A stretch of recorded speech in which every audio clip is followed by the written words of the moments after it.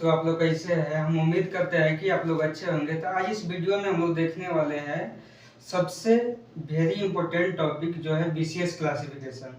ये every pharma student के लिए बहुत इंपॉर्टेंट टॉपिक है और ये हर एग्जाम में यहाँ से एक न एक क्वेश्चन आता है बीसीएस क्लासिफिकेशन से। तो सबसे पहले हम लोग जाने कि बीसीएस क्लासिफिकेशन क्या होता है और इसको बीसीएस क्लासिफिकेशन ही क्यों बोलते हैं और इसके अंदर जो भी ड्रग आता है हम लोग ट्रिक से इसको रिमेम्बर करेंगे।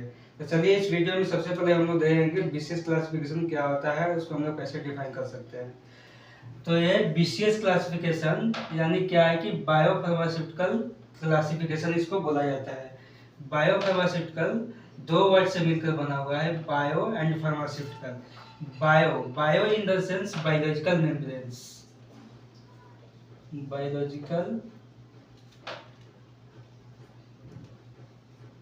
membranes, and pharmaceutical it deals with the solubility. If you are going to define it, we can define like any drug, first it should be soluble in any medium. It may be aqueous or organic medium. After that it should be permeate through the biological membranes and reach to the site of action, then it will show the actions. And it is proposed by the scientist name is Megan et al. In 1995, and it is important classification to classify the any drug based on their aqueous solubility and intestinal permeability, and it is also important classification for development of new dosage forms, and it is having 4 classes: class 1, class 2, class 3 and class 4. Class first is high solubility and high permeability. Rate limiting factor इसमें क्या होगा कि यहाँ पे rate limiting factor आपका कुछ नहीं होगा क्योंकि सॉल्युबिलिटी भी आई है और परमेबिलिटी भी आई है, इसलिए यहाँ पे रेट लिमिटिंग फैक्टर नहीं होगा। बट यहाँ पे क्या हो सकता है कि डिसोल्यूशन रेट बहुत फास्टर होगा क्योंकि सॉल्युबिलिटी भी आई है और परमेबिलिटी भी आई है। यहाँ पे एब्जॉर्प्शन क्या होगा, वेल एब्जॉर्ब होगा, इसलिए क्योंकि सॉल्युबिलिटी आई है, परमेबिलिटी आई है, इसलिए एब्जॉर्प्शन जो होगा वेल एब्जॉर्ब होगा।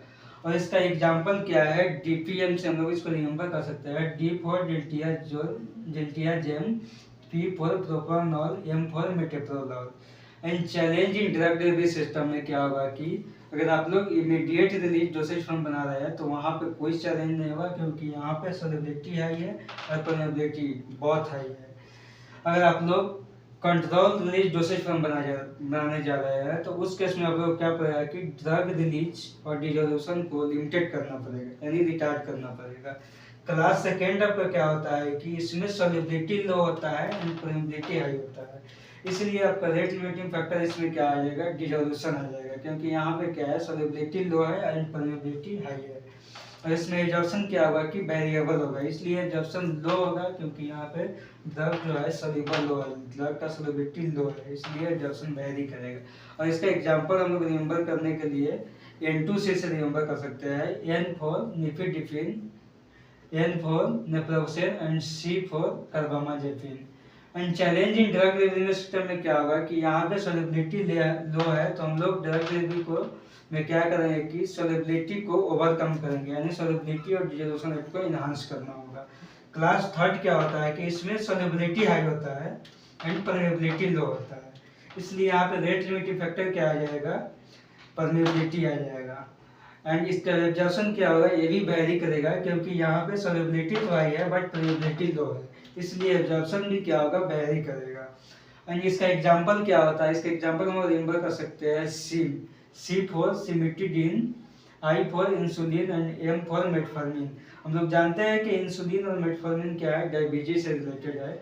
और सिमिटिडिन आपका क्या है, सिमिटिडिन मेनली आपका एस्टर स्टेबल ब्लॉकर है जो हम लोग प्रोटॉन पंप के रूप में यूज करते हैं।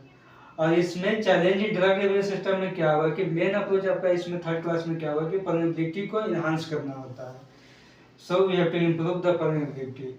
नेक्स्ट क्लास आपका क्या है, क्लास 4 होता है आपका जिसमें low solubility and low permeability होता है। और इसमें रेट लिमिटिंग फैक्टर क्या होगा, आपका केस डिपेंडेंट होगा और ड्रग को मॉडिफाई करना पड़ता है क्योंकि इसमें क्या है सॉल्युबिलिटी भी लो है और परमेबिलिटी भी लो है, इसलिए हम लोग या तो एक केस डिपेंडेंट है, we have to improve solubility and permeability, otherwise we have to modify the drug, we have to convert it in pro drugs. And इसमें एब्जॉर्प्शन क्या होगा कि एब्जॉर्प्शन आपका पुअर एब्जॉर्प्शन होगा, क्योंकि यहाँ पे सॉल्युबिलिटी भी लो है, परमेबिलिटी भी लो है, तो ऑब्वियसली एब्जॉर्प्शन भी पुअर होगा। और इसका एग्जांपल हम लोग रिमेंबर कर सकते हैं। फर्स्ट एग्जांपल इसका क्या है, TCF, हम लोग इसको ट्रिक से रिमेंबर कर सकते हैं। TCF, T for taxol, C for chlorthiazide, F for flutamide. और चैलेंजिंग ड्रग डिलीवरी सिस्टम में क्या होगा कि हम लोग को सॉल्युबिलिटी और परमेबिलिटी दोनों को एनहांस करना पड़ेगा। तो अगर इसको आप लोग रिमेंबर करना चाहते हैं ट्रिक से, तो फर्स्ट क्लास को और फोर्थ क्लास को पहले जानेंगे। फर्स्ट क्लास क्या होता है कि सॉल्युबिलिटी एंड परमेबिलिटी हाई होता है, एंड लास्ट क्लास फोर्थ क्या होता है कि लो सॉल्युबिलिटी लो परमेबिलिटी, यानी दोनों लो होता है, फर्स्ट में दोनों हाई होता है।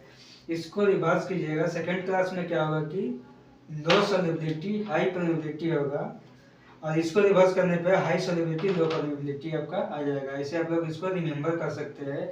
अगर वीडियो अच्छा लगेगा तो लाइक एंड सब्सक्राइब जरूर कीजिएगा एंड शेयर कीजिएगा। Thank you.